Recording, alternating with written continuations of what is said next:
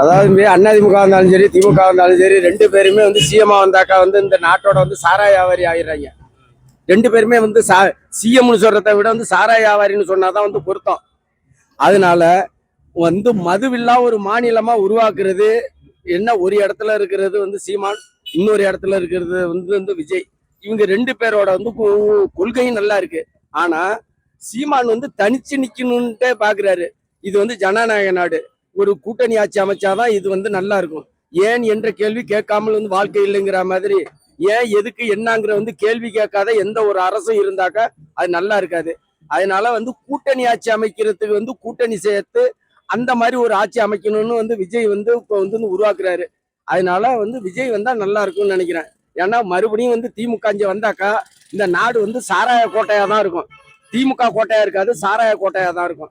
அதனால வந்து மறுபடியும் வந்து விஜய் வந்தாக்கா நல்லா இருக்கும். இதுக்கு முன்னாடி நீங்க யாருக்கு ஆதரவு? நான் இதுக்கு முன்னாடி வந்து சீமானுக்கு தான் ஓட்டு போட்டேன். இப்ப வந்துட்டு இவரு வந்து விஜய்க்கு தான் ஓட்டு போடணும்.